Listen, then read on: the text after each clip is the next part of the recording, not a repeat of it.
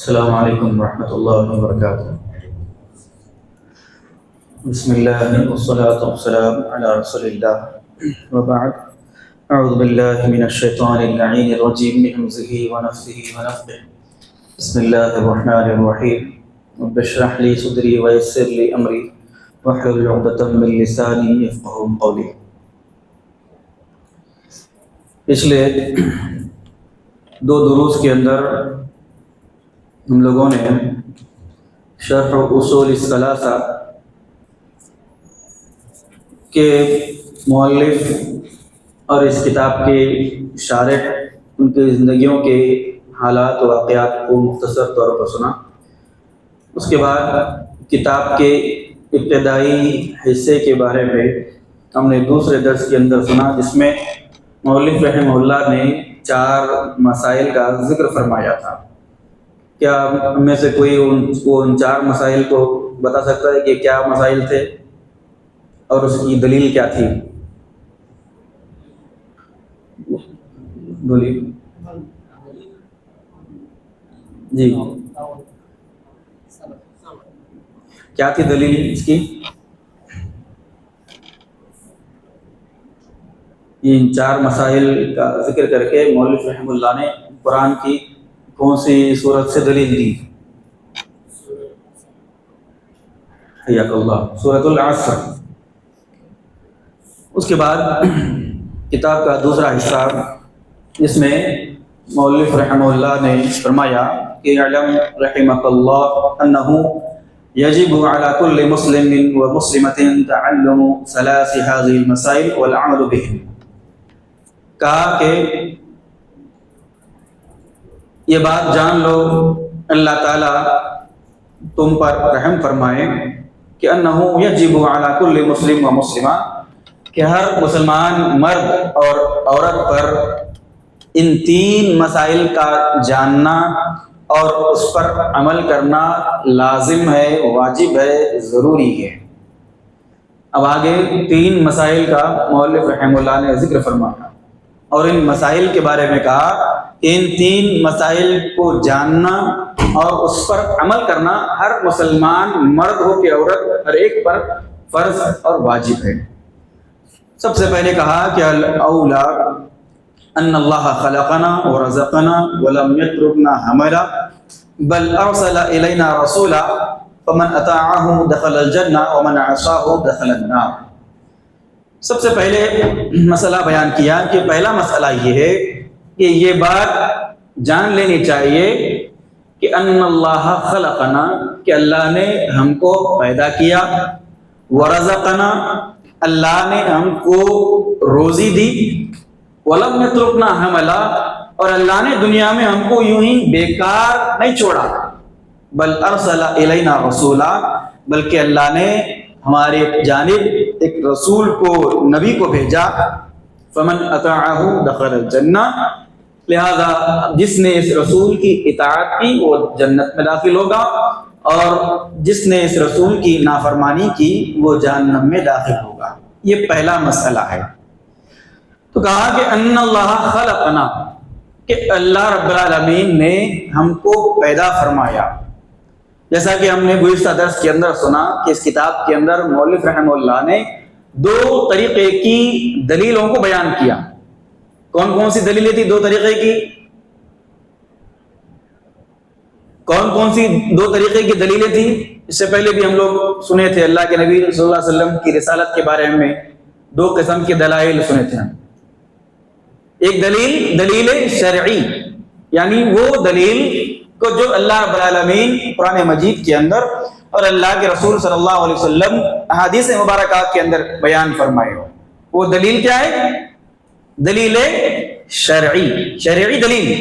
اور ایک دلیل تھی دلیل عقلی، یعنی آدمی کی عقل میں آنے والی دلیل، آدمی کی عقل سے سمجھنے والی چیز۔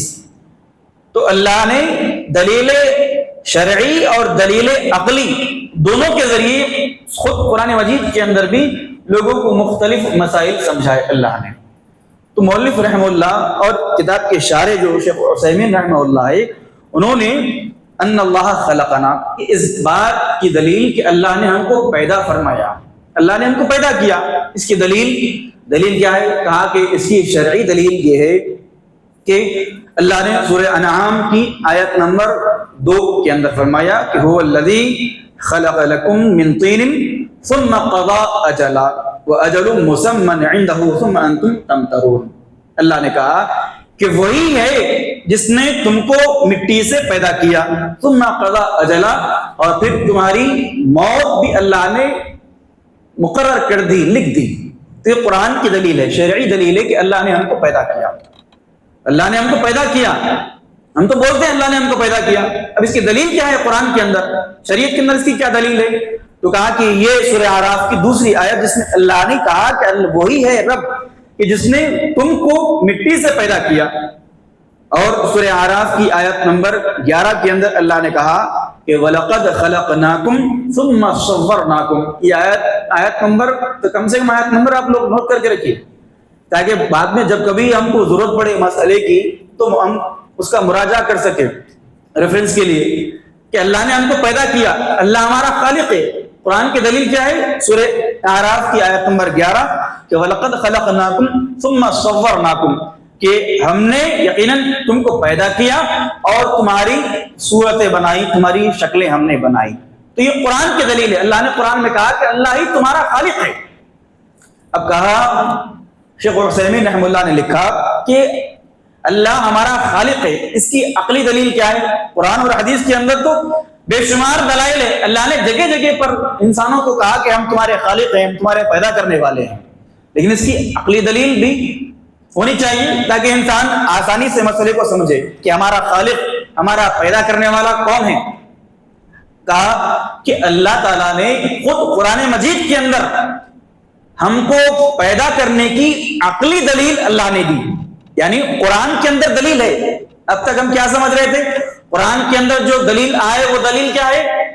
شرعی دلیل، لیکن اللہ نے قرآن کے اندر خود عقلی دلیل بھی بیان فرمائی تاکہ انسان آسانی سے ان چیزوں کو، ان باتوں کو، ان مسائل کو سمجھ سکے۔ اللہ رب العالمین نے سورہ طور کی آیت نمبر 35 میں بیان فرمایا کہ ام خلقوا من غیر شیء ام هم الخالقون۔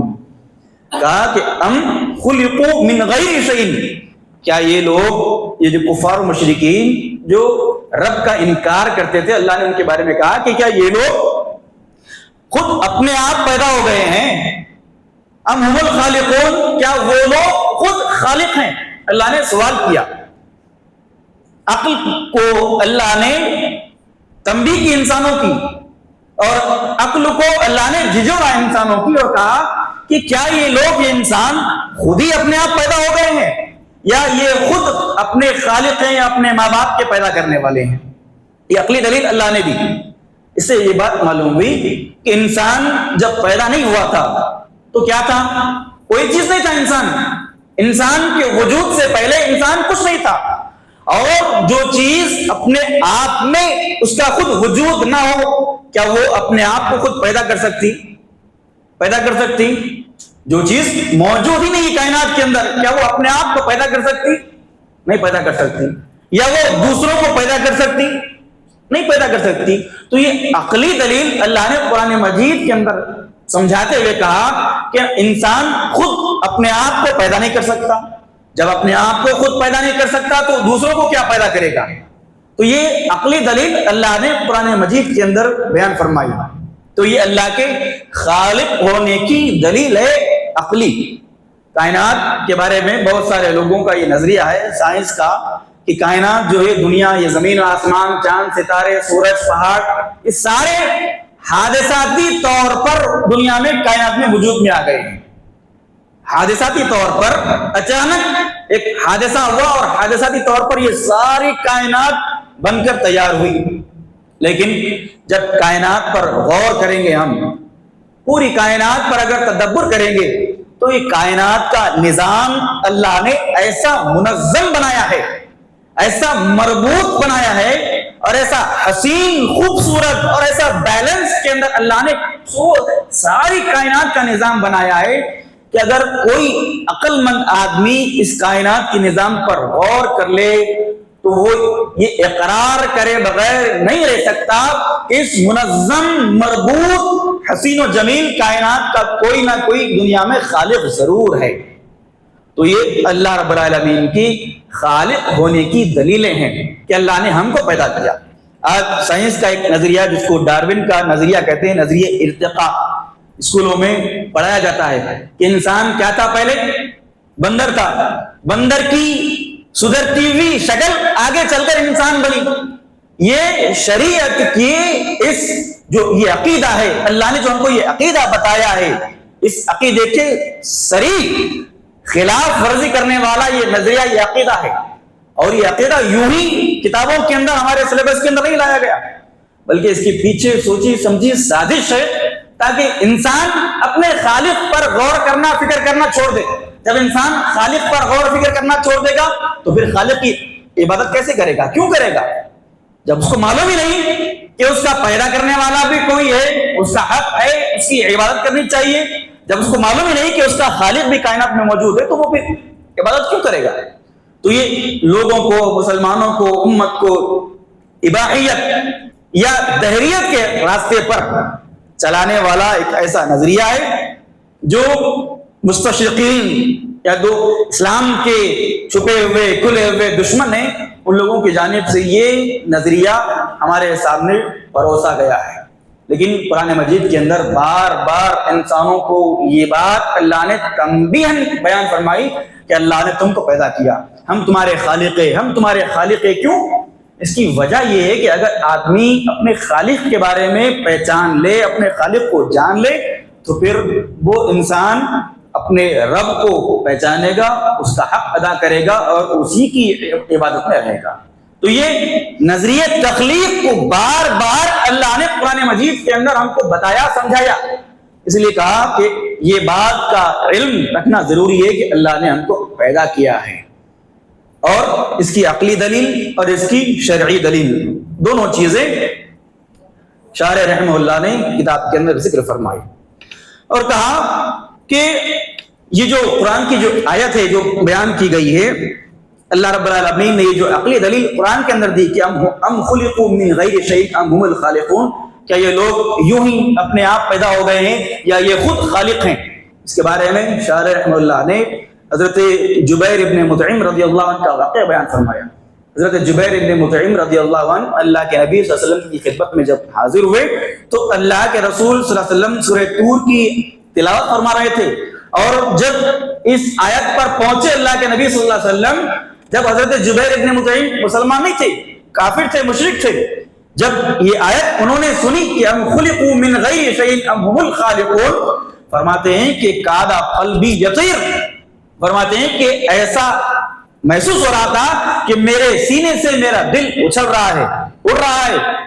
وَذَلِكَ أَوَّلُ مَا وَقَرَ الْإِيمَانُ فِي قَلْبِي، اور یہ پہلا موقع تھا جب میرے دل میں ایمان کی رونق میرے دل میں جاگی، یعنی اللہ رب العالمین نے ان کو ہدایت دینا چاہا، تو قرآن کی یہ آیت ان کے ذہن میں بالکل آ گئی اور ان کے دل کو متاثر کر دی کہ یقیناً انسان تو اپنے آپ کو خود پیدا نہیں کر سکتا، اور نہ انسان دوسروں کو پیدا کرنے پر قادر ہے، لہذا ان کے دل میں ایمان کی رونق جاگی اور انہوں نے سمجھا کہ یقیناً اللہ رب العالمین خالق ہے، ہمارا مالک ہے، ہمارا معبود برحق ہے۔ تو کہا کہ اللہ رب العالمین ہمارا خالق ہے۔ اس کے بعد کہا کہ ورزقنا، اللہ رب العالمین جب ہمارا خالق ہے تو اللہ ہمارا رازق بھی ہے، ہم کو کھلانے والا، ہم کو پلانے والا، ہم کو روزی دینے والا، رزق پہنچانے والی ذات بھی اللہ رب العالمین ہی کی ذات ہے۔ اب رازق ہونے پر کیا دلیلیں ہیں؟ شرعی دلیل کیا ہے؟ کہا سورہ زاریات کی آیت نمبر 58، ان اللہ هو الرزاق ذو القوة المتین، یقیناً اللہ رب العالمین وہی رزاق ہے جو قوت والا ہے۔ اللہ نے کہا کہ اللہ تعالیٰ ہی رزاق ہے، رزق پہنچانے والا ہے۔ اور دوسری آیت میں کہا سورہ سبا کی آیت نمبر 24، قل من یرزقکم من السماوات والارض قل اللہ، کہہ دو کہ کون ہے جو زمین اور آسمان سے تم کو رزق پہنچاتا ہے۔ پھر اللہ نے کہا کہ قل اللہ، اللہ ہی ہے، یعنی اللہ ہی زمین اور آسمان سے انسانوں کو، سارے جانداروں کو رزق پہنچاتا ہے، روزی دیتا ہے۔ اور قرآن کی دلیل ہو گئی، مؤلف شارح رحمہ اللہ نے حدیث سے بھی دلیل دی، کہا وَأَمَّا السُّنَّةُ، حدیث کے اندر کیا دلیل ہے کہ اللہ تعالیٰ ہمارا رازق ہے؟ کہا کہ فَمِنْهَا قَوْلُهُ صلی اللہ علیہ وسلم فِي الْجَنِينِ يُبْعَثُ إِلَيْهِ مَلَكٌ فَيُؤْمَرُ بِأَرْبَعِ كَلِمَاتٍ يُكْتَبُ رِزْقَهُ وَأَجَلَهُ وَعَمَلَهُ وَشَقِيٌّ أَمْ سَعِيدٌ، کہ اللہ رب العالمین جب ماں کے پیٹ میں بچے کو ڈالتا ہے، جنین جب بچہ اپنے ماں کے پیٹ میں ہوتا ہے، ایک فرشتہ اللہ تعالیٰ اس کی طرف بھیجتا ہے، اور اللہ اس فرشتے کو حکم دیتا ہے، اور اللہ کے حکم سے وہ فرشتہ جب ماں کے پیٹ میں ہی ہوتا ہے انسان، اس وقت 4 چیزیں فرشتہ اس بچے کے بارے میں لکھتا ہے۔ سب سے پہلی چیز اس کا رزق، کیا کیا اس کو اللہ رب العالمین کا رزق حاصل ہوگا، اس کے بارے میں فرشتہ لکھتا ہے۔ وہ اجل، اس کی عمر کتنی ہوگی، کب مرے گا، اس کی ساری تفصیلات فرشتہ لکھتا ہے جب انسان ماں کے پیٹ میں ہی ہوتا ہے۔ وعمل، اس کا عمل کیسا ہوگا، نیک عمل کرے گا یا برا عمل کرے گا، وہ ساری چیزیں اللہ لکھواتا ہے فرشتے سے۔ وہ شقی ام سعید، کیا وہ بدبخت ہوگا یا نیک بخت ہوگا، یہ بھی چیز ماں کے پیٹ میں ہی لکھ دی جاتی ہے جب بچہ ماں کے پیٹ کے اندر ہوتا ہے۔ تو اس میں اللہ رب العالمین نے یہ لکھواتا ہے، اللہ رب العالمین فرشتے سے، کہ اس کا رزق کیا ہوگا۔ تو اللہ رب العالمین ہی انسانوں کا رازق ہے، سارے جانداروں کا، ساری کائنات کا رازق ہے، خالق بھی وہی ہے اور رازق بھی وہی ہے۔ اب اس اللہ رب العالمین رازق ہے، اب اس کی عقلی دلیل کیا ہے؟ عقلی دلیل یہ ہے کہ ان اللہ رزقنا فلاننا لا نعيش الا على الطعام والشراب والطعام والشراب خلقه اللہ، کہ جب اللہ نے ہم کو پیدا کیا تو ہم بنا کھانے کے، بنا پانی کے تو زندہ نہیں رہ سکتے، تو اب کھانا پانی ہماری ضرورت ہے، تو کھانا پانی اگاتا کون ہے؟ اللہ تعالیٰ ہی اگاتا ہے۔ تو یہ عقلی دلیل ہے کہ اللہ ہمارا رازق ہے، کہ ہمارا کھانا، ہمارا پانی یہ اللہ تعالیٰ ہی عطا کرتا ہے، اللہ ہی دینے والا ہے۔ قرآن مجید کے اندر اللہ رب العالمین نے کہا، سورہ واقعہ کی آیت 63 سے لے کر 70 آیتوں کے اندر اللہ نے ان ساری چیزوں کا ذکر تفصیل سے فرمایا۔ کہا افرأیتم ما تحرثون انتم تزرعونه ام نحن الزارعون، کیا تم لوگ دیکھتے نہیں کہ جو تم کھیتی کرتے ہو زمین کے اندر، زمین کو جوتنے کے بعد اس میں بیج ڈالنے کے بعد اللہ نے کہا کہ کیا تم خود اس بیج میں سے پودے اگاتے ہو یا اللہ تعالیٰ اگانے والا ہے؟ اللہ نے بیان کیا کہ اللہ تعالیٰ اس بیج میں سے درخت اگاتا ہے، اس میں سے تمہاری روزی کو، رزق کو اگاتا ہے، اور کہا کہ وَلَوْ نَشَاءُ لَجَعَلْنَاهُ حُطَامًا، اگر اللہ چاہتا تو تمہاری جو وہ کھیتی اگ رہی ہے اللہ اس کو بھوسا بنا دیتا، لیکن اللہ نے ایسا نہیں کیا، اس میں سے اللہ نے پودے اگائے، تمہارے کھانے کے، پینے کے، اللہ نے اس میں سے ذرائع بنائے۔ پھر اللہ نے کہا افرأیتم الماء الذی تشربون انتم انزلتموه من المزن ام نحن المنزلون، اللہ رب العالمین نے کہا کہ یہ جو پانی جو تم پیتے ہو، کیا اس پر غور نہیں کرتے کہ آسمان سے یہ پانی برساتا کون ہے؟ کیا تم آسمان سے، بادلوں سے پانی کو برساتے ہو یا اللہ تعالیٰ آسمان سے پانی برساتا ہے؟ یہ اللہ نے انسان کو کہا وَلَوْ نَشَاءُ جَعَلْنَاهُ أُجَاجًا فَلَوْلَا تَشْكُرُونَ، اگر اللہ چاہتا تو اس آسمان سے برسنے ہوئے پانی کو بھی کھارا بنا دیتا، تو جب اللہ پانی کو کھارا بنا دے تو یہ پانی پینے کے لائق ہو سکتا ہے ہمارے لیے؟ نہیں ہو سکتا۔ تو یہ زمین سے چارہ اگانے والی ذات اللہ کی ہے، آسمان سے میٹھا پانی برسانے والی ذات اللہ رب العالمین کی ہے، لہذا ہمارا رازق کون ہے؟ اللہ تعالیٰ ہے۔ تو یہ کہا کہ اللہ نے ہم کو پیدا بھی کیا اور اللہ نے ہم کو رزق بھی دیا ہے، اور آگے کہا کہ وَلَمْ يَتْرُكْنَا حَمَلًا، اور اللہ نے ہم کو یوں ہی بیکار نہیں چھوڑا۔ ہمارا دنیا کے اندر پیدا ہونا، دنیا میں کئی سال زندگی گزارنا، کھانا پینا، بچپن سے جوان ہونا، جوان سے بوڑھا ہونا، زندگی کے ایام کے اندر مختلف معاملات کرنا، یہ کیا یوں ہی بیکار ہے؟ اس کا کوئی مقصد نہیں ہے۔ کہا کہ اللہ نے بیکار نہیں پیدا کیا۔ اس کی قرآن کی دلیل، شرعی دلیل کیا ہے؟ اللہ رب العالمین نے سورہ مومنین کی آیت میں بیان فرمایا، آیت نمبر 115 کے اندر افحسبتم انما خلقناکم عبثا وانکم الینا لا ترجعون، کیا یہ تم لوگ یہ سمجھتے ہو کہ ہم نے تم کو یوں ہی بیکار پیدا کیا ہے؟ وانکم الینا لا ترجعون، اور کیا تم ہماری طرف واپس لوٹ کر آنے والے نہیں ہو؟ کیا تمہارا یہ گمان ہے؟ یعنی اللہ نے کہا کہ اگر کوئی انسان ایسا سمجھے کہ اللہ نے ہم کو دنیا میں یوں ہی بیکار پیدا کیا اور دوبارہ ہم کو اللہ کے پاس لوٹ کر جانا نہیں ہے، اگر ایسا کوئی انسان سمجھتا ہے تو یہ اس کی بے وقوفی ہے، یہ اس کی جہالت ہے۔ اللہ نے کہا کہ جب آدمی آئے، اگر انسان دنیا کے اندر آتا ہے تو اللہ رب العالمین اس کا کچھ اللہ نے مقصد بھی بیان کیا ہے۔ تو اللہ نے کہا کہ اللہ نے دنیا میں انسان کو یوں ہی بیکار بے مقصد نہیں پیدا کیا، یہ اس کی قرآن کی دلیل ہے۔ اب اس کی عقلی دلیل کیا ہے؟ عقلی دلیل شاعر رحم اللہ نے بیان فرمائی کہ کہا کہ دنیا کے اندر انسان آتا ہے، جانور بھی دنیا کے اندر آتا ہے، انسان کھاتا ہے، جانور بھی دنیا میں آتا ہے کھاتا ہے۔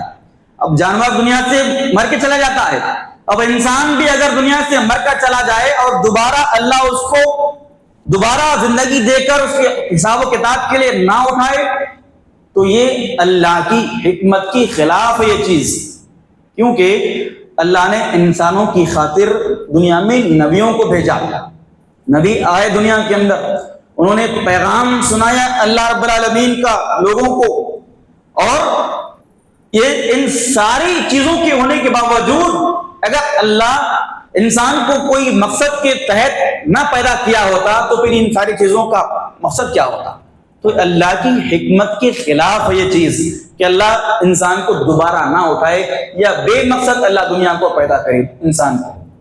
تو اللہ نے کہا کہ بے مقصد اللہ نے انسان کو پیدا نہیں کیا ہے۔ پھر کہا بل ارسل الینا رسولا، بلکہ اللہ نے ہمارے جانب ایک رسول کو بھیجا، رسول کو اللہ نے ہمارے جانب بھیجا۔ اور کیسے رسول؟ اللہ نے محمد رسول اللہ صلی اللہ علیہ وسلم کو ہمارے جانب بھیجا، اور رسول نے ہم کو آ کر کیا سکھلایا؟ یتلو علینا آیات ربنا ویزکینا ویعلمنا الکتاب والحکمہ، وہ رسول نے ہم پر اللہ کی آیاتیں پڑھ کے سنائی، ہم کو قرآن ہم تک پہنچایا، ہمارا تزکیہ فرمایا، گنہگار تھے ہمارے نفوس۔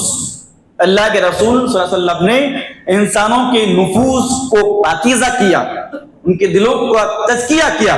وَيُعَلِّمُنَا الْكِتَابَ وَالْحِکْمَةَ، اور ہم کو کتاب اور حکمت کی تعلیم اللہ کے رسول صلی اللہ علیہ وسلم نے عطا فرمائی۔ تو یہ اللہ رب العالمین نے ہمارے جانب رسول کو بھیجا، اور ہم سے پہلے بھی امتوں کی جانب اللہ نے نبیوں کو، رسولوں کو بھیجا۔ اس کے بارے میں اللہ نے کہا کہ وَإِن مِّن أُمَّةٍ إِلَّا خَلَا فِيهَا نَذِيرٌ، کہ کوئی ایسی امت نہیں گزری جس میں اللہ نے ایک نذیر کو یعنی ایک ڈرانے والے کو نہ بھیجا ہو۔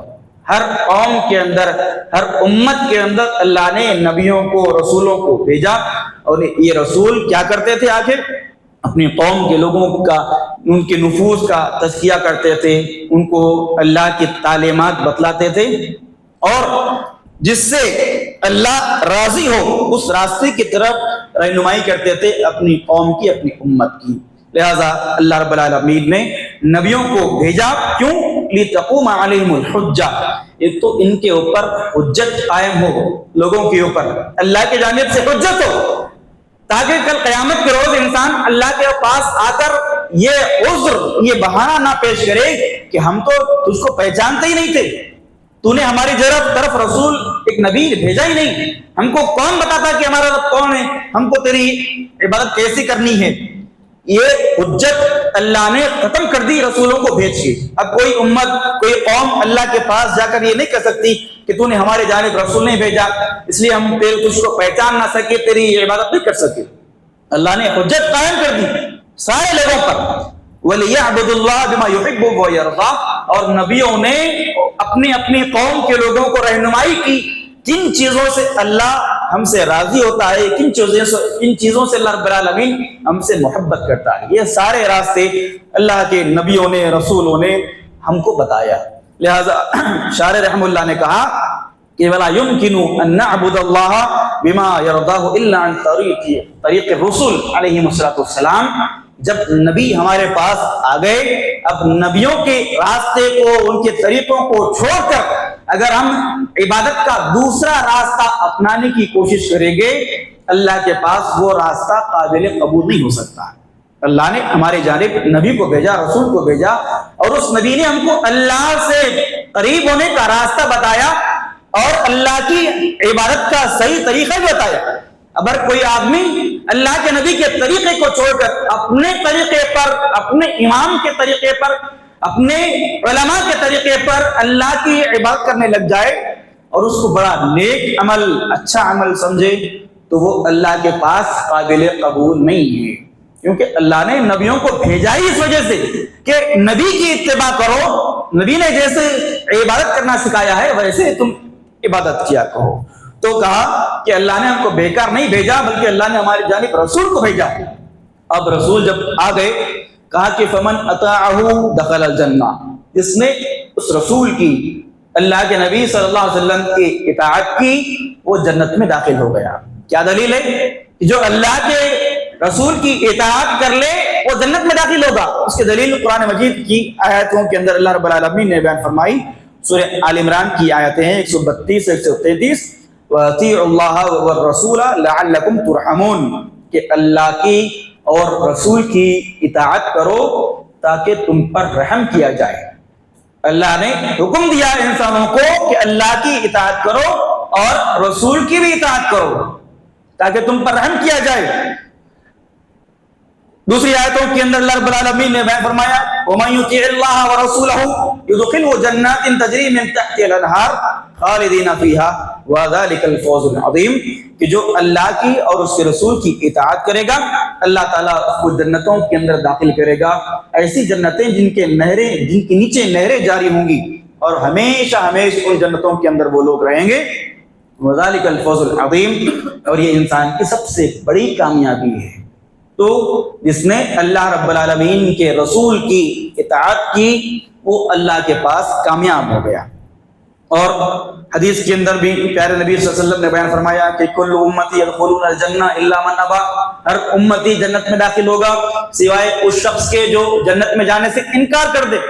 صحابہ نے پوچھا ومن یابا یا رسول اللہ, جنت میں جانے سے کون انکار کرے گا اللہ کے نبی صلی اللہ علیہ وسلم؟ فرمایا کہ من اطاعنی دخل الجنہ, جس نے میری اطاعت کی وہ جنت میں داخل ہوا. ومن عصانی فقد ابا, اور جس نے میری نافرمانی کی گویا اس نے اپنے آپ کو جنت میں جانے سے روک لیا, انکار کر دیا اس نے جنت میں جانے سے. تو یہ بھی اللہ کے نبی صلی اللہ علیہ وسلم کی حدیث سے دلیل ہے کہ پیارے نبی صلی اللہ علیہ وسلم کی اطاعت دخول جنت کا سبب ہے. اور آگے فرمایا ومن عصاه دخل النار, جو اللہ کے نبی صلی اللہ علیہ وسلم کی نافرمانی کرے گا وہ جہنم کی آگ کے اندر ڈالا جائے گا. قرآن مجید کے اندر اللہ رب العالمین نے بیان فرمایا سورہ نساء کی آیت نمبر 14, کہا وَمَن يَعْصِ اللَّهَ وَرَسُولَهُ وَيَتَعَدَّ حُدُودَهُ يُدْخِلْهُ نَارًا خَالِدًا فِيهَا وَلَهُ عَذَابٌ مُهِينٌ, اور جو اللہ کی اور اللہ کے رسول کی نافرمانی کرے وَيَتَعَدَّ حُدُودَهُ, اور ان کے حدود کی خلاف ورزی کرے, تجاوز حد سے آگے بڑھ جائے اللہ اور اس کے رسول کے حدود سے, يُدْخِلْهُ نَارًا خَالِدًا فِيهَا, اللہ تعالیٰ ان کو ایسی آگ کے اندر ڈالے گا جس میں ہمیشہ ہمیشہ رہیں گے وہ لوگ. وَلَهُ عَذَابٌ مُهِينٌ, اور اس آدمی کے لیے ذلت والا عذاب ہے اللہ کی جانب سے. کون آدمی؟ وہ جو اللہ کی اور اللہ کے نبی کی نافرمانی کرتا ہے. اور حدیث سے اس کی دلیل کیا ہے؟ وہی روایت جو ابھی پڑھی گئی کہ من اطاعنی دخل الجنہ, جس نے میری اطاعت کی وہ جنت میں داخل ہوا. ومن عصانی فقد ابا, اور جس نے میری نافرمانی کی وہ اس نے جنت میں جانے سے انکار کر دیا. تو گویا اللہ کے نبی صلی اللہ علیہ وسلم کی اطاعت جنت میں جانے کا ذریعہ ہے اور اللہ کے رسول صلی اللہ علیہ وسلم کی نافرمانی جہنم میں آگ میں جانے کا ذریعہ ہے. پھر یہ تو پہلا مسئلہ ہوا. پہلا مسئلہ کیا ہوا کہ ان اللہ خلقنا ورزقنا ولم يتركنا حملا بل ارسل الینا رسولا فمن اطاعه دخل الجنہ ومن عصاه دخل النار. یہ پہلا مسئلہ ہے کہ اللہ نے ہم کو پیدا کیا, اللہ ہمارا خالق ہے اور اللہ نے ہم کو بیکار نہیں پیدا کیا بلکہ ہمارے جانب نبی کو بھیجا. اب جس نے اس نبی کی اطاعت کی وہ جنت میں داخل ہوا اور جس نے اس نبی کا انکار کیا وہ جہنم میں داخل ہوا۔ یہ پہلا مسئلہ مؤلف رحمہ اللہ نے ذکر فرمایا۔ دوسرے مسئلے کی طرف مؤلف رحمہ اللہ آتے ہیں، کرتے ہیں الثانی، دوسرا مسئلہ۔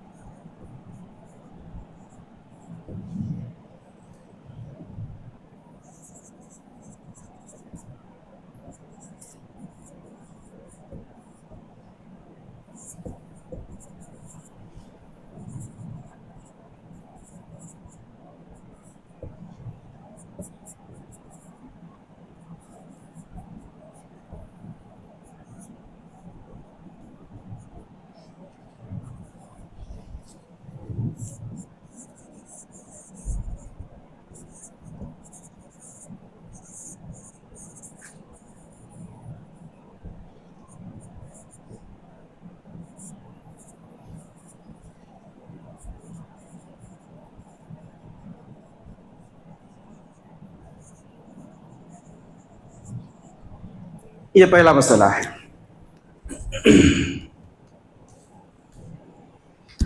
دوسرا مسئلہ پڑھ لیں گے، اس کے بعد دیکھیں گے انشاءاللہ۔ دوسرا مسئلہ مؤلف رحمہ اللہ نے ذکر فرمایا، کہا کہ الثانیہ، دوسرا مسئلہ یہ ہے کہ ان اللہ لا يرضى ان يشرك معه احد في عبادته، لا ملك مقرب ولا نبي مرسل، والدليل قوله تعالى وان المساجد لله فلا تدعوا مع الله احدا۔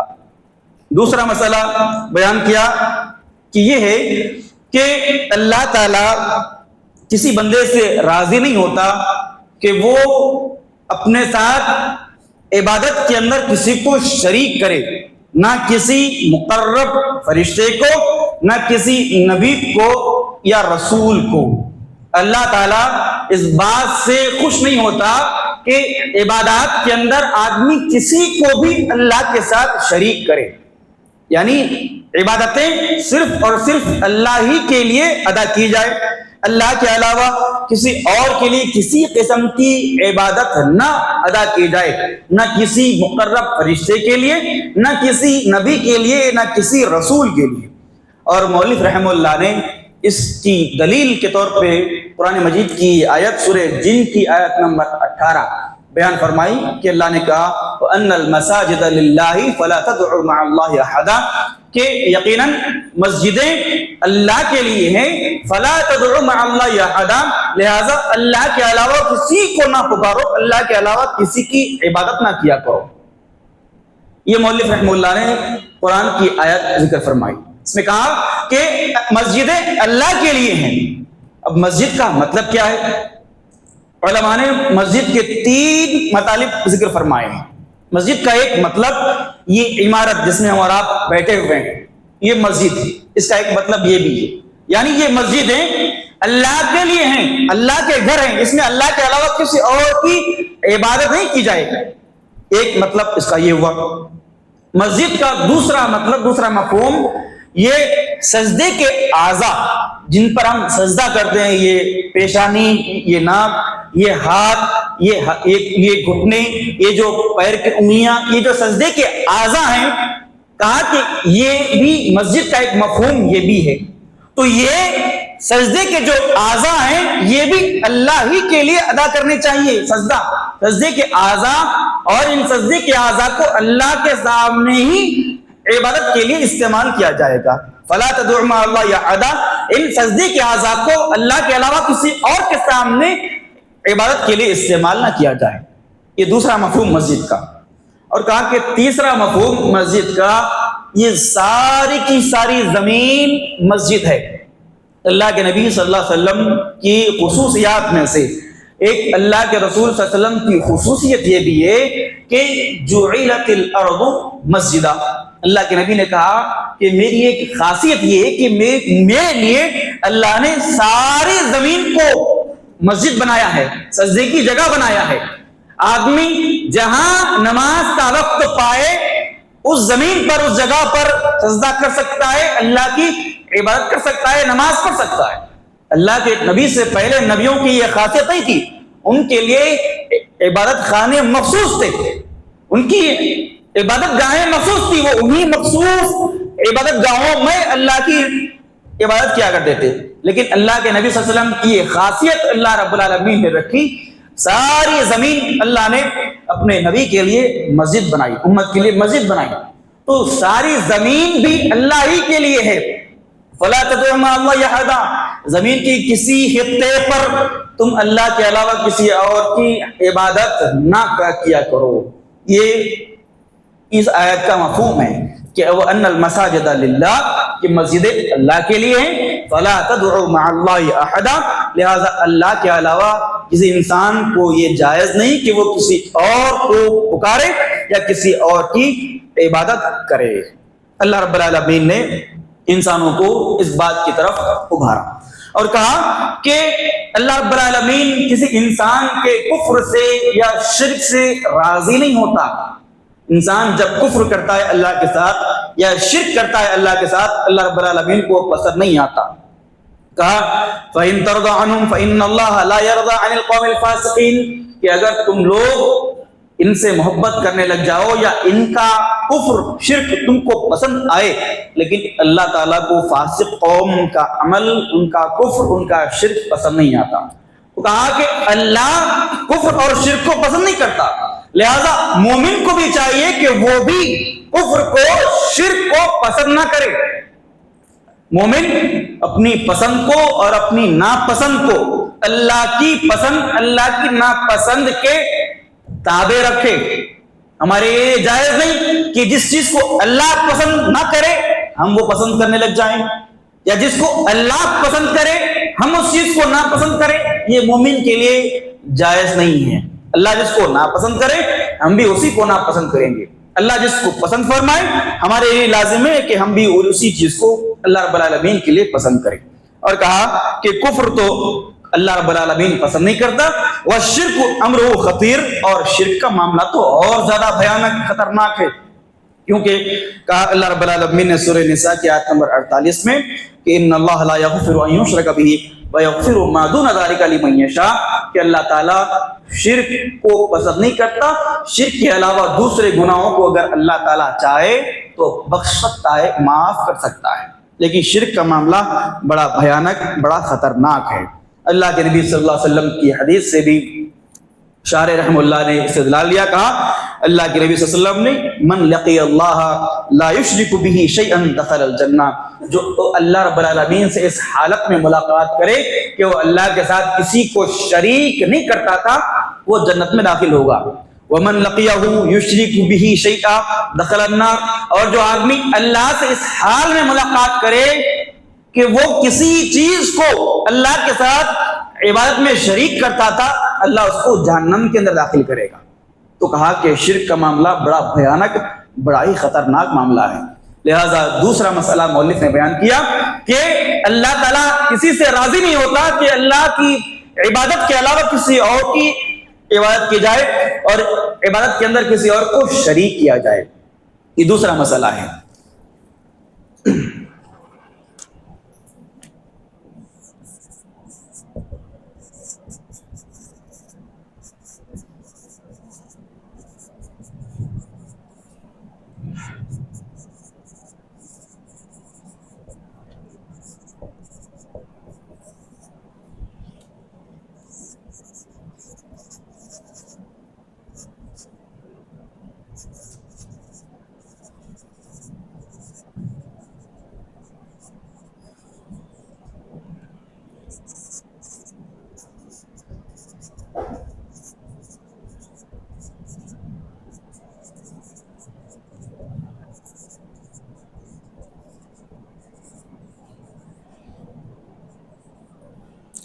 اللہ تعالیٰ عبادت میں کسی کو پسند نہیں کرتا، نہ کسی فرشتے کو مقرب، نہ کسی نبی کو یا رسول کو۔ اور کہا کہ تیسرا مسئلہ کیا ہے؟ تیسرا مسئلہ یہ ہے کہ من اطاع الرسول ووحد اللہ لا يجوز له موالاة من حاد اللہ ورسولہ ولو كان اقرب قریب۔ تیسرا مسئلہ یہ ہے کہ جو آدمی اللہ کے رسول کی اطاعت کر لے اور ایک اللہ کو مان لے، یہ مسئلہ بڑا سمجھنے کے لیے ہے۔ کہا کہ جو انسان نبی کی اطاعت قبول کر لے اور اللہ رب العالمین کی توحید کا اقرار کر لے، اب اس کے لیے جائز نہیں ہے کہ وہ کسی ایسے انسان سے محبت رکھے جو اللہ اور اللہ کے نبی کا دشمن ہو۔ سمجھ میں آ گیا مسئلہ؟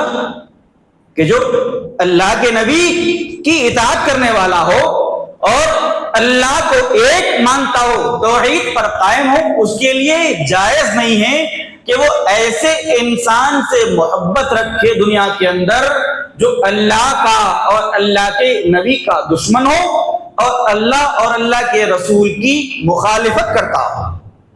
یہ شریعت کا بڑا اہم ترین مسئلہ ہے جس کو مسئلہ الولا والبرا کہا جاتا ہے۔ مسئلہ الولا والبرا۔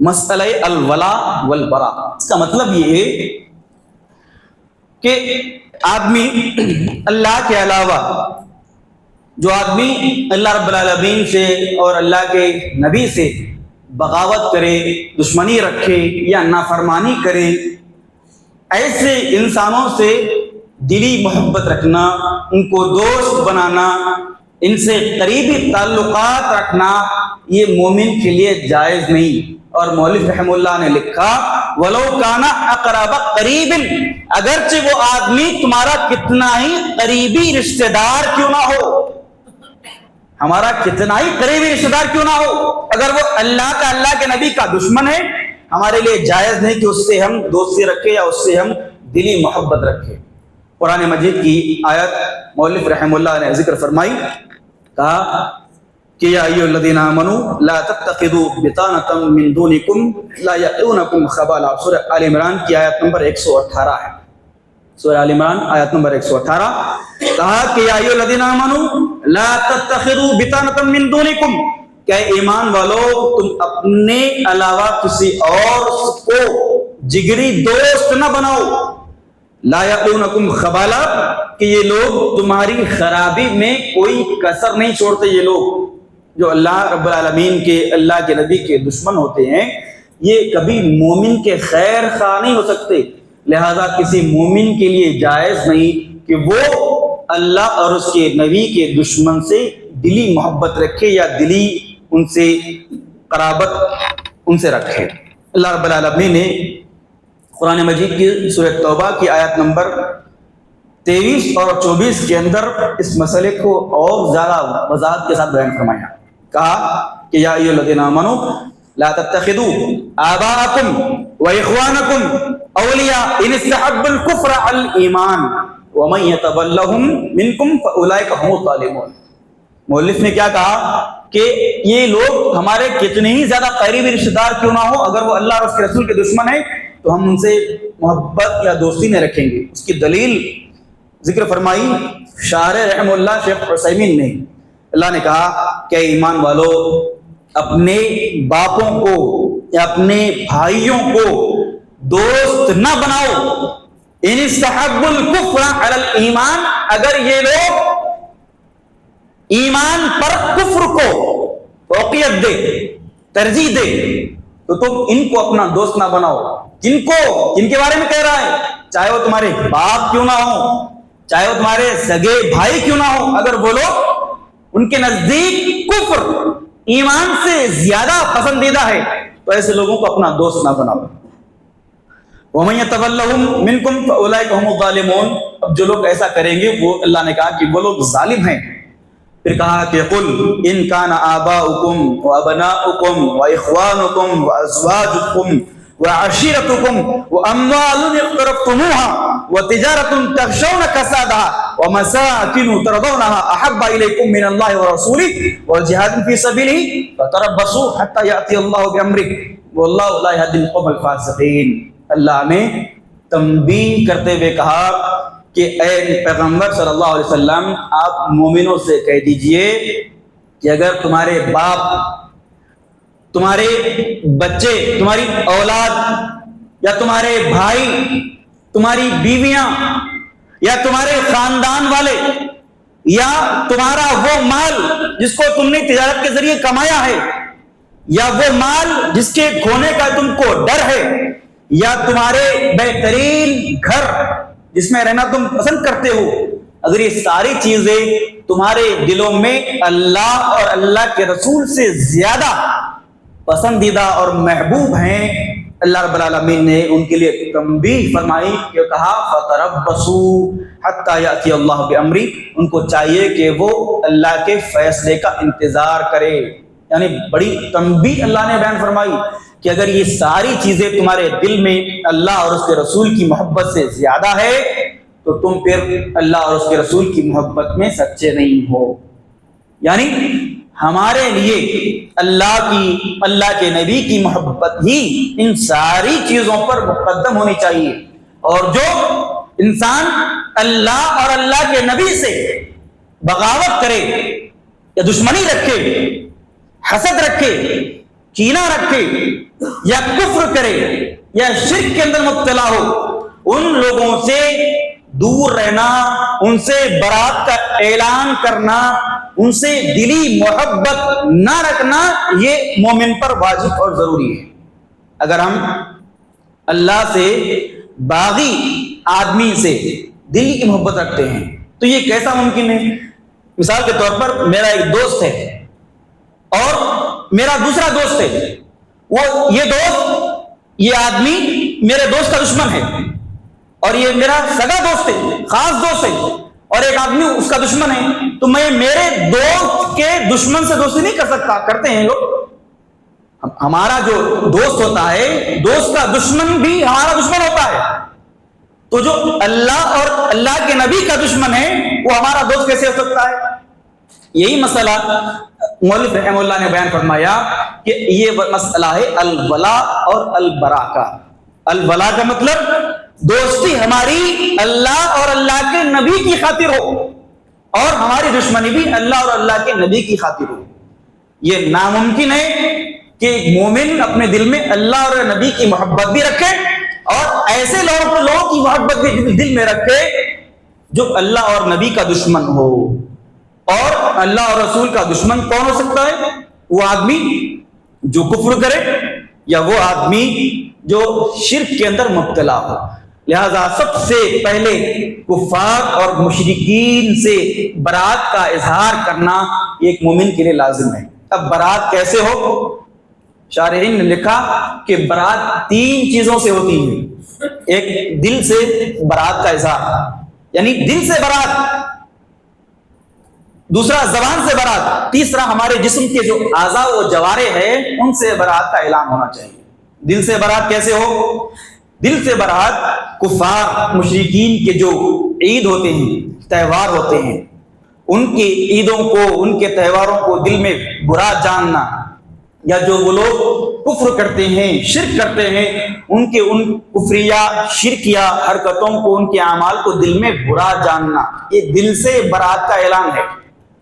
جو لوگ ہم دیکھتے ہیں غیر مسلموں کے جو عید ہوتے ہیں، تہوار ہوتے ہیں، ان کے اندر کیا ہوتا ہے؟ سوائے شرک اور سوائے اللہ کے نافرمانی کی کوئی اور چیز ان کی عیدوں کے اندر، ان کے تہواروں کے اندر نہیں ہوتی۔ لہذا ایک مومن کو اس کے اوپر لازم ہے کہ وہ اپنے دل سے ان چیزوں کا برات کرے اور زبان سے بھی ان چیزوں کی برات کرے۔ کیسے؟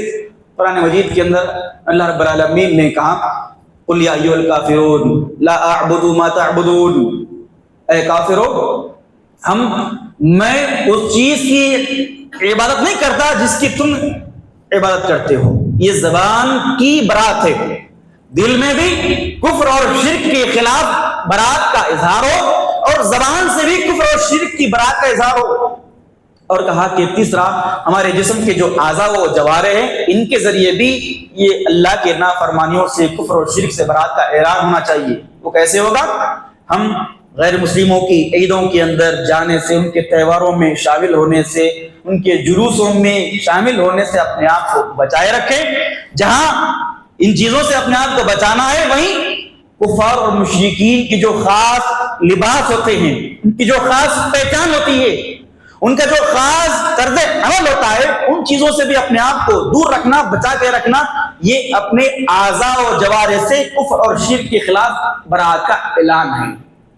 لہذا جو آدمی ان کفار مشرکین کے تہواروں میں شامل ہو جائے، ان کی پوجاؤں کے اندر، ان کی عبادتوں کے اندر، ان کے مختلف رسومات کے اندر شامل ہو جائے، ان کے جیسا کپڑا ڈال لے، ان کے جیسا شال ان کی جیسا ڈال لے، ان کے جیسا پہناوا پہن لے، یہ ساری چیزیں کفر کے اندر داخل ہیں کہ وہ کفر سے راضی ہے. ان کے اس مشرکانہ عمل سے یہ آدمی بھی راضی ہو رہا ہے گویا. لہذا اپنے اعضاء و جوارح سے بھی ان ساری چیزوں کے خلاف برات کا اعلان کرنا چاہیے. یہ مسئلہ ہے تیسرا، الولا اور البرا کا مسئلہ. اس کے بعد مولوی رحمہ اللہ نے آگے توحید کی قسمیں، توحید کی تعریف اور عبادت کے بارے میں بیان فرمایا. کہا کہ اعلم ارشدک اللہ لطاعتہ ان الحنیفیۃ ملت ابراہیم ان تعبد اللہ وحدہ مخلصا لہ الدین. کہا کہ یہ بات جان لو، ارشدک اللہ لطاعتہ، اللہ تعالیٰ تمہاری رہنمائی کرے اپنی اطاعت کی طرف. دعا دی شیخ محمد بن عبد الوہاب رحمہ اللہ نے اپنی اس کتاب کے پڑھنے والوں کے لیے، سننے والوں کے لیے دعا دی. کہا کہ اللہ تم کو اپنی اطاعت کی طرف رہنمائی کرے. کہا ان الحنیفیۃ ملت ابراہیم، کہ حنیفیت اور ملت ابراہیمی یہ ہے کہ ان تعبد اللہ وحدہ، کہ اللہ ہی کی تنہا عبادت کی جائے، مخلصا لہ الدین، اس کے ساتھ دین کو خالص کرتے ہوئے. یہ ملت ابراہیمی ہے، یہ حنیفیت ہے. کہا کہ اللہ کی عبادت کا مطلب کیا ہے؟ اللہ کی عبادت کا ایک عام مفہوم یہ ہے کہ آدمی محبت اور تعظیم اللہ ہی کے لیے رکھے، اور جن چیزوں کو اللہ نے کرنے کا حکم دیا ان چیزوں کو کرے، جن چیزوں سے اللہ نے ہم کو روکا ان چیزوں سے رک جائے. یہ عبادت کا عام مفہوم ہے. اور عبادت کا ایک خاص مفہوم بھی علامہ ابن تیمیہ رحمہ اللہ نے بیان فرمایا. فرماتے ہیں کہ العبادت اسم جامع لكل ما يحب الله ويرضاه من الاقوال والاعمال الظاهره والباطنه، کہ سارے اعمال یا سارے اقوال جس سے اللہ راضی ہوتا ہے اور اللہ ہم سے محبت کرتا ہے، ان سارے اعمال کو کرنا، ان سارے اقوال کو کرنا جس سے اللہ ہم سے راضی ہو جائے، چاہے وہ اعمال ظاہری ہو یا باطنی ہو، ان ساری چیزوں کا نام عبادت ہے. کیا ہے؟ مثال کے طور پر کل خوف اللہ کا رکھنا چاہیے ہم کو، یہ دلی باطن کی عبادت ہے، تو یہ بھی عبادت کے اندر شامل ہے. توکل، یہ بھی باطن کی عبادت ہے ہماری، اللہ ہی کے اوپر ہونا چاہیے توکل، یہ بھی عبادت ہے. الصلاۃ والزکوٰۃ والصیام ظاہری عبادتیں ہیں، یہ بھی اللہ ہی کے لیے ہونی چاہیے. تو کہا کہ اقوال ہو یا اعمال، ظاہری ہو یا باطنی، ساری چیزیں جس سے اللہ راضی ہو اور جس سے اللہ ہم سے محبت کرنے لگ جائے وہ عبادات کے اندر داخل اور شامل ہیں. یہ عبادت کا ایک خاص مفہوم ہے. اور کہا کہ مخلصا لہ الدین، اخلاص کے ساتھ اللہ کی عبادت ہو. اخلاص کا مطلب کیا ہے؟ اخلاص کا مطلب ہے التنقیہ، یعنی کسی چیز پر اگر کوئی میل کچیل آ جائے اس کو کھرچ کر صاف کرنے کو اخلاص کہتے ہیں، یعنی صاف کرنا. تو انسان کے دل میں اللہ کی عبادت کا ایسا جذبہ ہو کہ اس جذبے کے ساتھ کسی اور جذبے کی ملاوٹ نہ ہو. ہماری ساری عبادتیں صرف اللہ کے لیے ہیں، اس بات کا آدمی اپنے دل کے اندر اعتماد اور یقین رکھے. اور کہا وَبِذَلِكَ أَمَرَ اللَّهُ جَمِيعَ النَّاسِ وَخَلَقَهُمْ لَهَا، کما قال اللہ تعالی وما خلقت الجن والانس الا لیعبدون، اسی چیز کا اللہ نے ہم کو حکم دیا اور اسی چیز کے لیے اللہ نے ہم کو پیدا فرمایا. کہا کہ اللہ نے سورہ زاریات کی آیت نمبر 56 میں کہا کہ وما خلقت الجن والانس الا لیعبدون، کہ ہم نے انسان کو اور جنات کو اس لیے پیدا کیا کہ وہ ہماری عبادت کریں. تو اللہ رب العالمین نے ہم کو دنیا میں پیدا کرنے کا ہمارا مقصد یہی ہے کہ اللہ رب العالمین ہم کو خالص ہو کر اپنی عبادت کروانا چاہتا ہے. ہم اخلاص کے ساتھ مخلص ہو کر ایک اللہ رب العالمین کی عبادت کریں. اور مؤلف رحمہ اللہ نے امام محمد بن عبد الوہاب نے اس کی تشریح فرمائی کہ الا لیعبدون، اللہ نے کہا کہ میری عبادت کے لیے میں نے انسان اور جنات کو پیدا کیا. اور عبادت کا مطلب کیا ہے؟ او ایوحدون، یعنی ایک توحید کو اپناتے ہوئے ایک اللہ کی عبادت کی جائے. یہ عبادت کا صحیح اور حقیقی مفہوم ہے. اس کے بعد کہا کہ عبادت کی 2 قسمیں ہیں، ایک عبادت کونی اور ایک عبادت شرعی. یہ شیخ ابن عثیمین رحمہ اللہ نے ذکر فرمایا کہ عبادت 2 قسم کی ہے. ایک عبادت کونی عبادت، ایسی عبادت جس میں ساری مخلوقات شامل ہیں. عبادت کے اندر ہر مخلوق وہ عبادت کرتا ہے، چاہے وہ کافر ہو یا مشرک ہو، مومن ہو، مسلمان ہو، گنہگار ہو، نیکوکار ہو، ہر کوئی یہ کونی عبادت ادا کرتا ہی کرتا ہے. اس عبادت سے دور ہونے کا کوئی چانس ہے نہیں مخلوق کو. یہ عبادت کونی ہے. مثال کے طور پر شارح رحمہ اللہ نے بیان فرمایا کہ یہ عبادت کونی کیا ہے.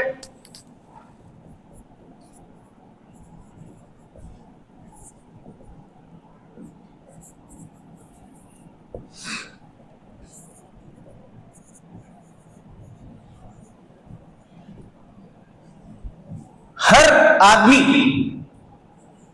ساری مخلوقات عبادت کونی بجا لاتے ہیں. اس سے کسی کو چھٹکارا ہے ہی نہیں، نہ کسی کو اس کے اندر اختیار دیا گیا ہے کہ چاہے تو تم کرو چاہے تو نہ کرو. جیسے نماز کے بارے میں اللہ نے اختیار دیا ہے، انسان چاہتا ہے تو نماز پڑھنے کے لیے آتا ہے، نہیں چاہتا تو بہت سارے بے نمازی بھی جو زمین کے اندر پھیلے ہوئے ہیں. وہ اختیار اللہ نے دیا انسان کو، وہ شرعی عبادت ہے. لیکن کونی عبادت ایسی عبادت جس میں انسان کو اختیار نہیں ہے، لا محالہ وہ عبادت بجا لانا ہی ہے. جیسے موت اللہ کا حکم ہے، ہر کوئی اللہ کے اس حکم کو ادا کرنا ہی ہے. کسی نہ کسی کوئی ایسا نہیں بول سکتا فاسق ہے، فاجر ہے، کافر ہے، میں نہیں مرتا، میں موت کو قبول نہیں کرتا. کوئی بول سکتا ہے؟ نہیں، کسی کو اس میں اختیار ہے ہی نہیں. یہ کونی عبادت ہے. اور دوسری عبادت وہ جو شرعی عبادت، جیسے نماز، روزہ، زکوٰۃ، حج، صدقہ، خیرات، یہ ساری چیزیں شرعی عبادت. اور کہا کہ کونی اور شرعی عبادتوں کے اندر سب سے بڑا فرق یہ ہے کہ کونی عبادت کرنے والے کو اللہ کے پاس کوئی اجر و ثواب نہیں ہے، کیونکہ وہ تو کونی ہے، اس میں اس کا اختیار ہے ہی نہیں. کونی عبادت کرنے والے کے لیے اللہ کے پاس کوئی اجر و ثواب نہیں، بلکہ شرعی عبادت جو کرتا ہے اللہ کے پاس اس کی عبادت کو اچھی نظر سے دیکھا بھی جاتا ہے اور اس کا بدلہ بھی اللہ رب العالمین اس کو بندے کو عطا کرتا ہے. تو کہا کہ یہ عبادت کی 2 قسمیں ہیں. اور کہا آگے وَأَعْظَمُ مَا أَمَرَ اللَّهُ بِهِ التَّوْحِيدُ وَإِفْرَادُ اللَّهِ بِالْعِبَادَةِ، کہ سب سے بڑا حکم جو اللہ نے انسانوں کو دیا ہے وہ توحید ہے. اللہ نے سب سے بڑا حکم، یعنی سارے احکام کے اندر سب سے اہم، سب سے بڑا حکم اللہ کا کیا ہے؟ وہ توحید ہے. اور توحید کیا ہے؟ افراد اللہ بالعبادہ، عبادت کے اندر اللہ کو ایک بنانا، یہ اللہ کا سب سے بڑا حکم ہے. اور کہا کہ توحید کا مطلب کیا ہے؟ کہ توحید کا مطلب یہ ہے کہ ایک جانا جائے، ایک مانا جائے، ایکتا سمجھا جائے، یہ توحید ہے. وحد یوحد سے یہ نکلتا ہے عربی کے اندر، اس کا معنی ہے ایک بنانا. اب ایک بنانے کے اندر شارح نے لکھا توحید کے اندر اثبات اور نفی دونوں چیزوں کا پایا جانا لازم ہے۔ توحید کے تقاضے کے اندر اس بات یعنی ثابت کرنا کسی چیز کو اور نفی انکار کرنا کسی چیز کا، یہ دونوں کا پایا جانا توحید کے اندر لازم ہے۔ مثال کے طور پہ کہا کہ لا الہ الا اللہ، اللہ کوئی معبود نہیں ہے سوائے اللہ کے، یہ توحید کا اقرار ہے۔ اس کے اندر آدمی کیا کرتا ہے؟ ایک تو اللہ کے علاوہ ساری مخلوقات کی عبودیت کا انکار کرتا ہے، لا الہ، کائنات میں کوئی معبود نہیں، ساری مخلوقات کا انکار، نفی ہے، الا اللہ، سوائے اللہ کے، اللہ ہی کی عبادت کی جائے، یہ اللہ کی عبادت کا اثبات ہے۔ تو یہ توحید کے اندر نفی اور اثبات دونوں چیزیں شامل ہیں، دونوں چیزیں داخل ہیں۔ اس کے بعد کہا کہ توحید جو اصل میں مؤلف رحمہ اللہ نے جس توحید کا ذکر فرمایا وہ توحید کیا ہے؟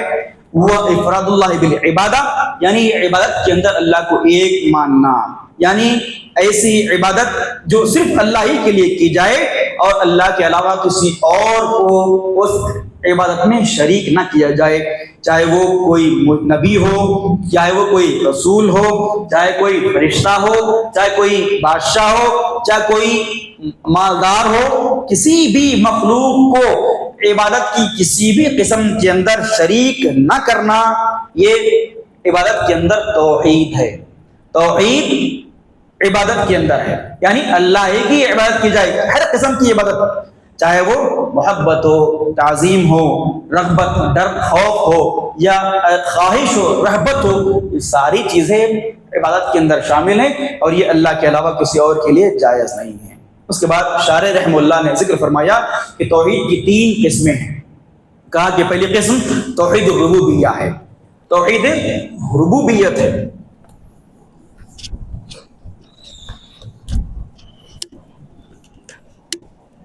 ذرا 5 منٹ ایکسٹرا لے لیں گے آپ انشاءاللہ۔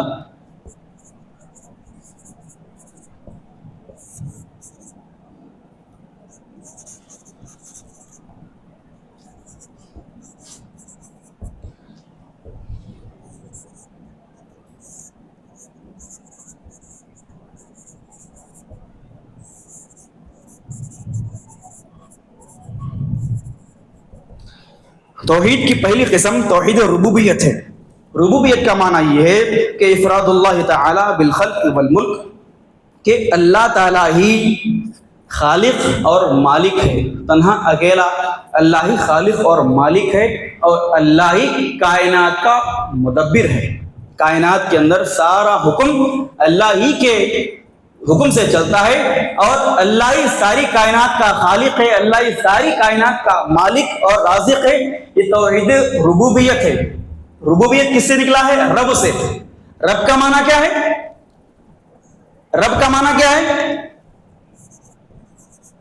رب کا معنی پالنا، پرورش کرنا، رب کا معنی۔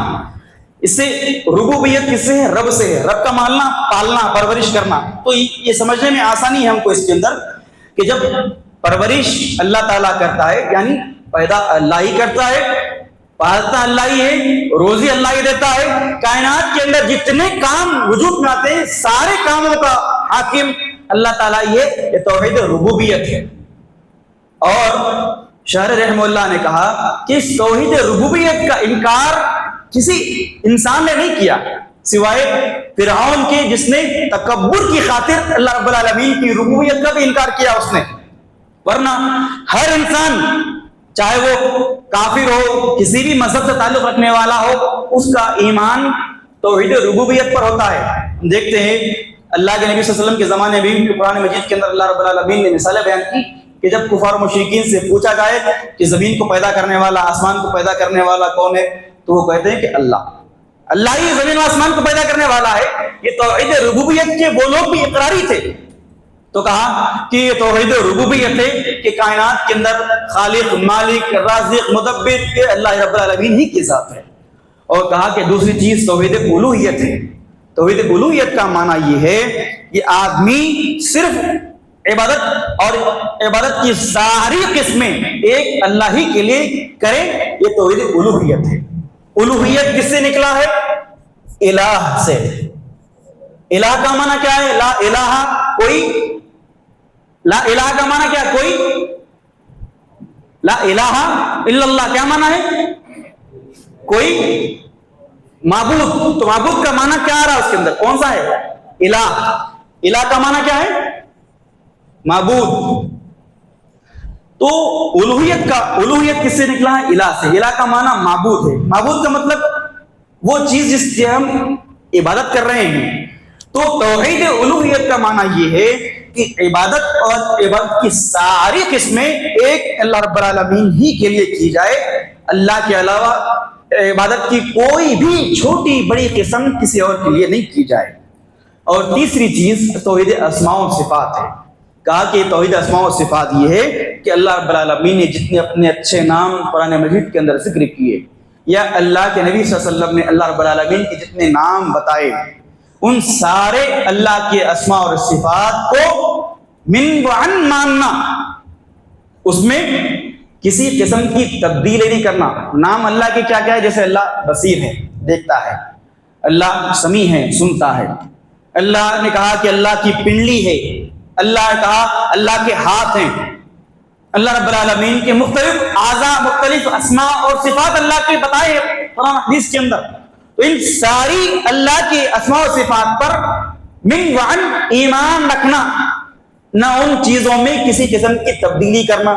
یعنی اللہ نے کہا کہ تبارک الذی بیدہ الملک، وہ رب العالمین بڑا بابرکت ہے جس کے ہاتھ میں بادشاہت ہے. اب لوگ ہاتھ کا معنی ہاتھ نہیں کر کے کیا کرتے؟ قبضہ قدرت میں، اللہ کی قدرت میں ہے. یہ جو قدرت کا جو معنی نکالتے ہیں یہ تبدیلی، یہ تحریف ہے.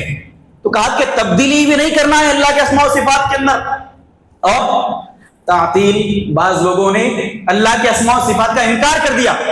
بعض نے کہا کہ اللہ بصیر ہے، اللہ سمیع ہے، تو گویا اللہ دیکھتا ہوگا، سنتا ہوگا. کیسے دیکھتا ہوگا، کیسے سنتا ہوگا؟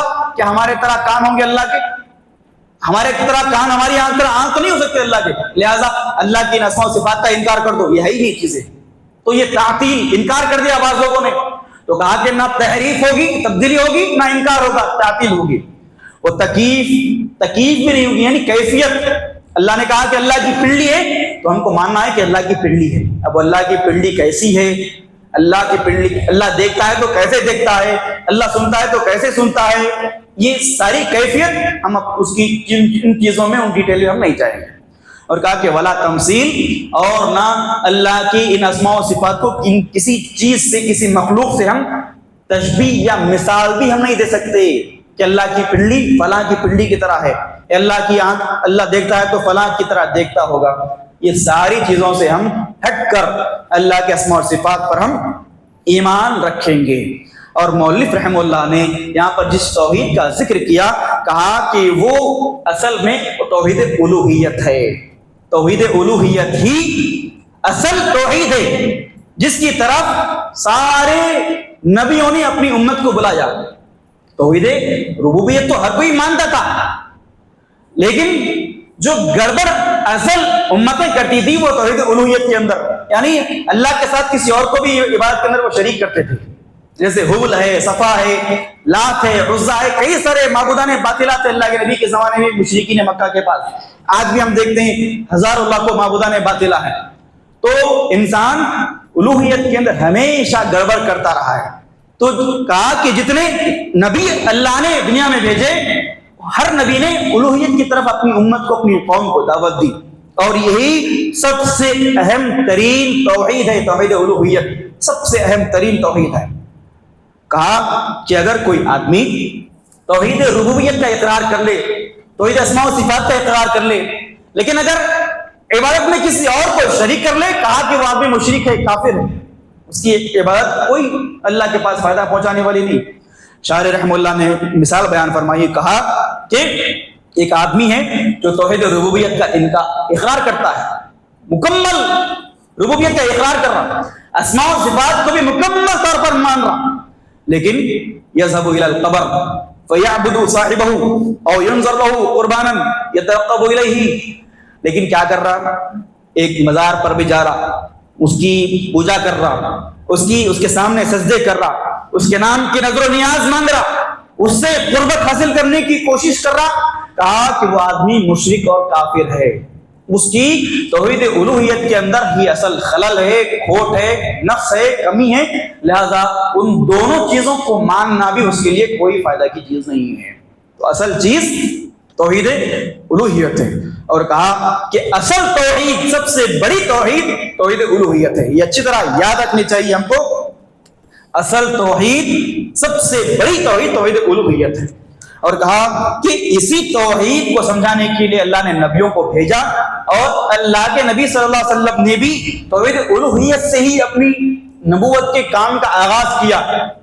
پہلے سب سے پہلے اللہ کے نبی صلی اللہ علیہ وسلم نے الوہیت ہی سمجھائی لوگوں کو، اور کہا کہ الوہیت سے ہی کام کرنے کا حکم بھی دیا امت کو۔ یعنی ہم اللہ کے نبی کی امتی ہیں، دائی ہیں، تو ہم کو بھی چاہیے کہ ہم توحید الوہیت سے اپنی دعوت کا آغاز کریں۔ تو یہ سب سے اہم ترین چیز ہے۔ اور کہا وہ اعظم، کہا اس سے پہلے وہ اعظم ما امر اللہ بھی التوحید و افراد اللہ بالعبادہ، کہا کہ سب سے بڑا حکم جو اللہ نے دیا وہ توحید ہے، اور توحید کے اندر یہ تین قسمیں، اور ان تینوں کے اندر بھی سب سے اہم کیا ہے؟ توحید الوہیت۔ آگے کہا وہ اعظم ما نہا عنہ الشرک، سب سے بھیانک چیز جس سے اللہ نے ہم کو روکا ہے وہ کیا ہے؟ شرک ہے۔ شرک سب سے خطرناک چیز جس سے اللہ نے ہم کو منع کیا ہے وہ شرک ہے۔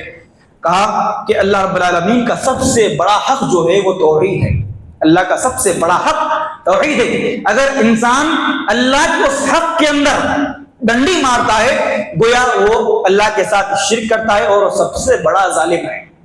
اللہ کا سب سے بڑا حق ہے توحید۔ اگر جو آدمی اللہ کے سب سے بڑے حق کو اگر مارتا ہے سب سے بڑا ظالم ہے وہ۔ اسی لیے اللہ رب العالمین نے قرآن مجید کی سورہ لقمان کی آیت نمبر 13 میں کہا ان الشرک لظلم عظیم، کہ شرک یقیناً بڑا ظلم ہے، کیونکہ توحید اللہ کا سب سے بڑا حق ہے، اور جو آدمی شرک کر کے اللہ رب العالمین کے اس حق کو مارتا ہے وہ سب سے بڑا ظالم ہے۔ اللہ کے نبی صلی اللہ علیہ وسلم نے بھی بیان فرمایا اعظم الذنب ان تجعل للہ ندا وهو خلق، سب سے بڑا گناہ یہ ہے کہ تم اللہ کے ساتھ کسی کو شریک کرو، حالانکہ اللہ نے تم کو پیدا کیا ہے۔ اللہ نے تم کو پیدا کیا، اس کے باوجود تم اللہ کے ساتھ عبادتوں میں کسی کو شریک کرتے ہو، یہ سب سے بڑا شرک ہے، سب سے بڑا گناہ ہے جو اللہ رب العالمین کو ناپسندیدہ ہے۔ پھر اس کے بعد مؤلف شارح رحمہ اللہ نے بیان فرمایا کہ فمن یعبد اللہ فهو کافر مستکبر، جو اللہ کی عبادت نہ کرے وہ متکبر کافر ہے، جو اللہ کی سرے سے عبادت نہیں کرتا وہ متکبر کافر ہے۔ اور کہا ومن عبد اللہ وعبد معه غیرہ فهو کافر مشرک، جو اللہ کی بھی عبادت کرے، اللہ کے ساتھ کسی اور کی بھی عبادت کرے، کہا کہ یہ کافر مشرک ہے۔ ایک کافر مستکبر یعنی کافر متکبر ہے جو سرے سے عبادت کرتا ہی نہیں، اور جو اللہ کی عبادت بھی کرے، اللہ کے ساتھ غیر کی بھی عبادت کرے، کہا کہ وہ کافر مشرک ہے۔ اور فرمایا کہ جو صرف اللہ کی عبادت کرے، اللہ کے علاوہ کسی اور کی عبادت نہ کرے، کہا کہ فہو مسلم مخلص، وہی مخلص مسلمان آدمی ہے۔ تو یہ توحید کی تین قسمیں، شرک، اور اللہ شارح رحمہ اللہ نے شرک کی بھی اقسام بیان فرمائی کہ شرک بھی دو قسم کا ہے، ایک شرک اصغر چھوٹا شرک، اور ایک شرک اکبر بڑا شرک۔ شرک اصغر کا معنی یہ ہے کہ ایسا شرک کہ اس کے کرنے سے آدمی اسلام سے خارج نہیں ہوتا، یہ چھوٹا شرک ہے۔ جیسے اللہ کے نبی صلی اللہ علیہ وسلم نے بیان فرمایا کہ من صلی یرائی فقط اشرک، من تصدق یرائی فقط اشرک، جس نے دکھاوے کے لیے نماز پڑھی اس نے شرک کیا، جس نے دکھاوے کے لیے صدقہ خیرات کیا اس نے شرک کیا۔ یہ شرک کی چھوٹی قسم ہے، اس سے آدمی اسلام سے ملت سے خارج نہیں ہوتا۔ اور ایک کہا کہ ایک شرک اکبر ہے، بڑا شرک، ایسا شرک جس کے کرنے سے آدمی اسلام سے ملت سے خارج ہو جاتا ہے۔ جیسے اللہ کو کے سامنے کسی کو سجدہ نہیں کرنا، اللہ کے علاوہ کسی کو، آدمی اللہ کے علاوہ کسی کے سامنے جا کر سجدہ کرے، اللہ کے علاوہ کسی اور پر توکل نہیں کرنا، اللہ کے علاوہ کسی اور کے سامنے جا کر توکل کرے، اس کے لیے توکل کرے، اللہ کے علاوہ کسی اور کی نظر نہیں ماننا، اللہ کے علاوہ کسی اور کے سامنے جا کے نظر و نیاز کرے، یہ شرک ہے، یہ شرک اکبر ہے۔ ان چیزوں سے آدمی ملت سے خارج ہوتا ہے۔ لہذا یہ ساری چیزیں مولوی رحمہ اللہ نے بیان فرمائی۔ سب سے پہلے تین مسئلے اس میں سے سب سے پہلا مسئلہ یہ ہے کہ اللہ رب العالمین نے ہم کو پیدا کیا، ہمارا خالق، ہمارا معبود اللہ ہی ہے، اور اللہ نے ہم کو دنیا میں یوں ہی بھیجا نہیں، اپنے رسول کی اطاعت کے لیے بھیجا۔ جو اطاعت کرے گا وہ جنت میں جائے گا، جو نافرمانی کرے گا وہ جہنم میں جائے گا۔ اور دوسرا مسئلہ بیان فرمایا کہ اللہ تعالیٰ اپنے ساتھ عبادت میں کسی کو شریک کرنا پسند نہیں فرماتا۔ اور تیسرا مسئلہ الولا والبرا کا بیان فرمایا کہ مومن کے لیے جائز نہیں ہے کہ وہ اللہ اور اس کے رسول کی دشمنوں کے ساتھ دلی دوستی یا دلی محبت رکھے۔ اور چوتھی اس کے اندر مؤلف رحمہ اللہ نے بیان فرمایا کہ اللہ رب العالمین نے انسانوں کو توحید کے لیے پیدا فرمایا۔ سب سے بڑا حکم جو اللہ نے دیا ہے ہم کو وہ توحید کا دیا ہے۔ توحید کی 3 قسمیں ہیں، توحید ربوبیت، توحید الوہیت، توحید اسماء و صفات۔ ان 3 چیزوں کے اندر بھی سب سے اہم توحید الوہیت ہے۔ اسی وجہ سے نبی دنیا کے اندر آئے اور اسی کی دعوت اپنی امت کو انہوں نے دیا ہے۔ اور کہا کہ تیسری اہم چیز وہ شرک ہے۔ شرک کی 2 قسمیں، ایک شرک اصغر ہے، ایک شرک اکبر ہے۔ اور ان چیزوں سے ہر چیز آدمی کو شرک اصغر سے بھی بچنا چاہیے، ورنہ شرک اصغر میں پڑھتے پڑھتے آدمی شرک اکبر کے اندر بھی مبتلا ہونے کا اندیشہ ہے۔ اللہ رب العالمین سے دعا ہے اللہ تعالیٰ ہم تمام کو سننے کو سمجھنے کو قبول فرمائے، ہمارے ذہن و ہمارے دماغوں کے اندر ان چیز کو بٹھائے۔ اب وہ اس سے پہلے جو سن لیتے ہیں نا توحید الوہیت تعبد اللہ، اس کے اندر الگ سے اس سے پہلے جو دلیلیں دی نا بتاتا ہوں آپ کو۔